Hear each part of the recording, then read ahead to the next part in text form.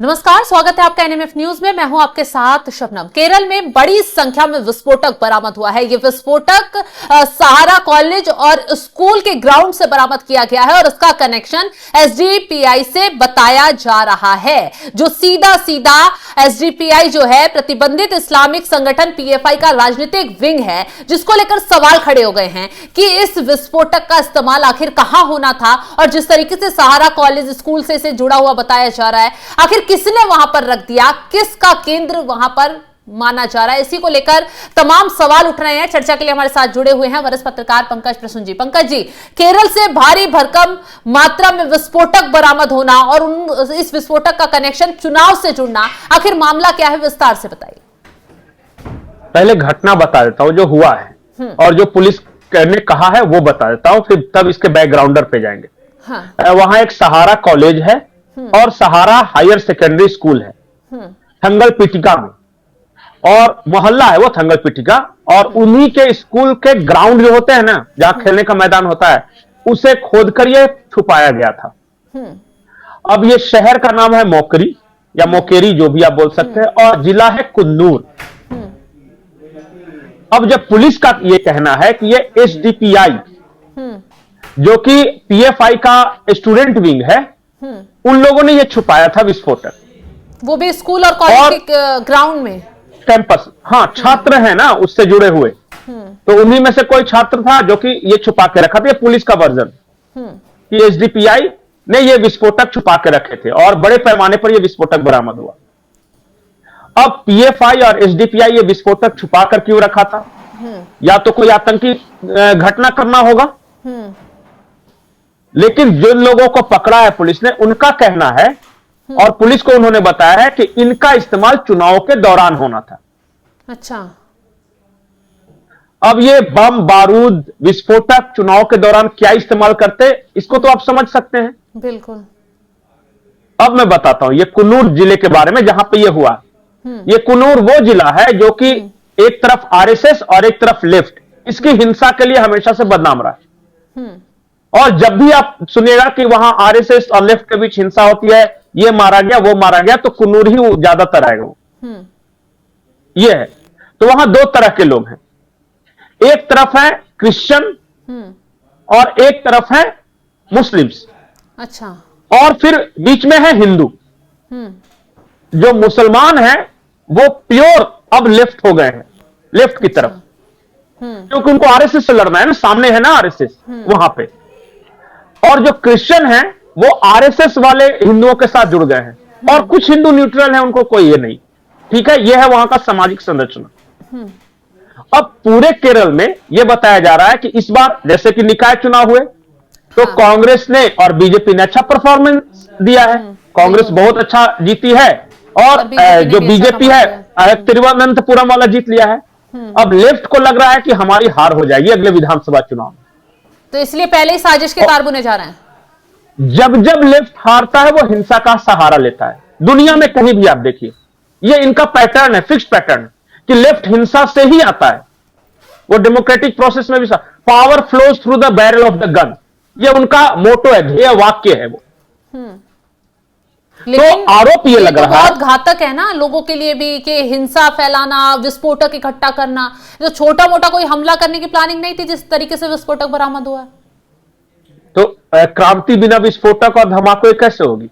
क्रांतिकारी लोग हैं ना ये।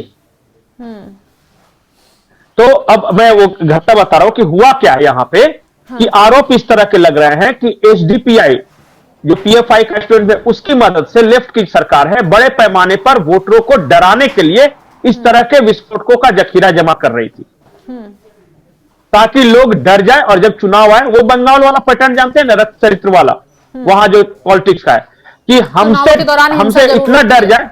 हाँ, प्रशासन का इस्तेमाल कर, चूंकि सरकार में लेफ्ट है, और ये पीएफआई के लोगों का इस्तेमाल कर, या मुस्लिम इस तरह के जो है ना अल्ट्रा जो जिहादी तत्व है, उनका इस्तेमाल कर हम बाकी लोगों को डरा सके, क्रिश्चियन हिंदुओं को डरा सके।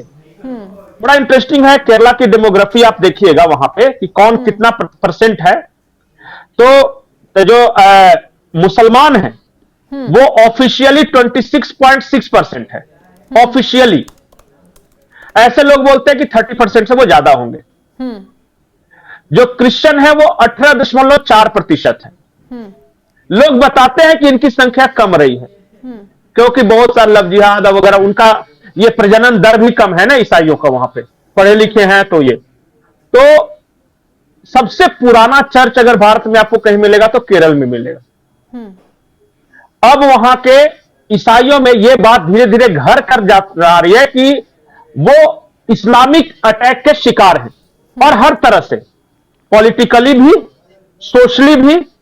ये लव जिहाद, जमीन जिहाद, वफ, ये सब करके वो सबसे ज्यादा विक्टिम खुद को महसूस कर रहे हैं वहां के। यानी कि मुसलमान और क्रिश्चियनों में लड़ाई, ये वहां इस तरह का एक पोलराइजेशन हो रहा है। अभी पिछले क्रिसमस में आपने देखा होगा कि प्रधानमंत्री नरेंद्र मोदी ने वो सारे पादरियों, पास्टरों को बुलाकर उनसे मुलाकात की। वो तस्वीरें सबके सामने हैं। और फिर वो चर्च में भी गए वहां पे दिल्ली में, और फिर उनको आशीर्वाद वगैरह भी दिया। The Christians in Kerala are slowly shifting towards BJP, क्योंकि पूरे देश में अब कांग्रेस कमजोर हो रही।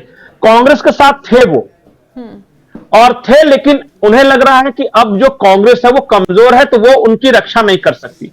और एक रिलेशन वो सोनिया गांधी और कैथोलिक और वेटिकन ये सब करके वो अपना रिलेशन जोड़ते थे। लेकिन उनका यह कहना है कि अगर मुसलमानों और ईसाइयों में झगड़ा हुआ तो हमारे लिए कौन खड़ा होगा। और बीजेपी भी यही राजनीति कर रही है। अभी आप पीसी जॉर्ज हो जाए, या एके एंटोनी के बेटे अनिल एंटोनी हो जाए, या सब देखिएगा कि क्रिश्चियन जो बड़े बड़े लीडर है वो बीजेपी अपने तरफ ले रही है। वो तो प्रधानमंत्री मोदी का क्रिसमस पर चर्च जाना, माहौल बदल रहा है काफी। यही तो मैं भी बता रहा था। तो वहां जो बीजेपी है वो क्रिश्चियनों को अपनी तरफ किसी तरह लाना चाहती है, और लेफ्ट यही कोशिश करे किस तरह मुसलमान मेरी तरफ आ जाए। ये हो रही है केरला की राजनीति। मैं ये नहीं कह रहा हूं कि इस बार सारे के सारे क्रिश्चियन चले जाएंगे या सारे के सारे हिंदू आ जाएंगे बीजेपी की तरफ, लेकिन हवा उसी तरफ मोड़ने की कोशिश है कि आने वाले वक्त में जब कांग्रेस कमजोर होगी या कांग्रेस नहीं रहेगी तो बीजेपी रहेगी और ये लेफ्ट वहां रहेगा। तो बीजेपी की तरफ से क्रिश्चियन और हिंदू रहेंगे और मुसलमान जो है वो लेफ्ट की तरफ से रहेंगे। और फिर वो लेफ्ट का अपना वो क्लास वाला मामला है तो वो दलित वगैरह पे ज्यादा टारगेट करता है, तो वो कुछ रहेंगे। तो भीम और मीम लेफ्ट की तरफ और क्रिश्चियंस और हिंदू राइट की तरफ। केरला में ये राजनीति हो रही है वहां पे, और इस राजनीति के चक्कर में एक बड़ी साजिश बुनी जा रही है।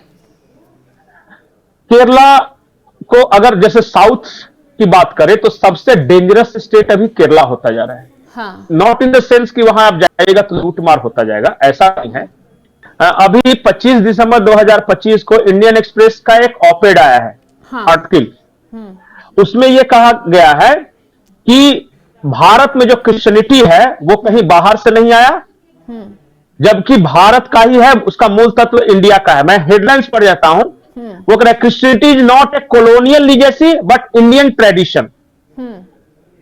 ये इंडियन एक्सप्रेस लिख रहा है, और ये लिखने वाले जो हैं वो सेवियो फर्नांडिस ऑक्सिलरी बिशप हैं, और एक हिंदू है जो कि आरएसएस से जुड़ा हुआ है। तो एक ईसाई और एक हिंदू ने मिलकर ये दोनों ने ये साबित करने की कोशिश की कि जो क्रिश्चियनिटी है वो कॉलोनियल लीगेसी नहीं है, यहीं का है वो। अब बताइए, ये आप किसी भी क्रिश्चियन राज्य को आज देख लीजिए, गोवा किसकी सरकार? बीजेपी की। तो इंडियन एक्सप्रेस में एक ईसाई जो कि चर्च से जुड़ा हुआ है, एक आरएसएस के आदमी, दोनों ने एक ऑपेड लिखा है और जिसमें यह साबित करने की कोशिश किया है कि क्रिश्चियनिटी यहां का मूल धर्म है हिंदुस्तान का, यह कॉलोनियल लीगेसी नहीं है। और फिर मैं ये बता रहा था कि बताइए, जितने भी आप क्रिश्चियन जहां पे ज्यादा हैं उनको देखिए। गोवा में क्रिश्चियन है, वहां किसकी सरकार है? बीजेपी की। पुडुचेरी में फिर है, वहां पे बीजेपी की मदद से एन रंगास्वामी है वो। उसके बाद आप नॉर्थ ईस्ट चले जाइए तो वहां बीजेपी का प्रभाव बढ़ रहा है। बिल्कुल। तो ये पैन इंडिया मूवमेंट है, आपको जहां भी क्रिश्चियनिटी मिलेगी। अरे छोड़िए ना, आदिवासियों के क्रिश्चियन के बारे में बोल रहे हैं ना, छत्तीसगढ़ में या फिर जो भी है, वो जहां भी है वहां बीजेपी की सरकार आपको दिखेगी। अपना दबदबा बना रही है। तो ये एक मिशन है कि हम ईसाई और हिंदू को एक करें, ये इनका है, मतलब जो राइट विंगर्स है इनका है, और बड़ी तेजी से ईसाई आ रहे हैं इस फोल्ड में, और केरला में तो कम से कम आ रहे हैं। तो केरला की जो राजनीति है वो एक तरफ क्रिश्चियन, एक तरफ मुस्लिम्स, और बीच में हिंदू, तो पता है ना दो तरह के होते हैं, एक राइट विंगर और एक बिल्कुल वो वाले। तो ये है वहां अभी परिस्थिति, जमीन यही है, और विस्फोटक इसलिए जमा किए जा रहे हैं कि ये जो चुनाव में देखिए, इस चुनाव में कांग्रेस के चांसेस ज्यादा हैं, लेकिन ध्रुवीकरण का प्रोसेस ये लंबा आगे के लिए है ये।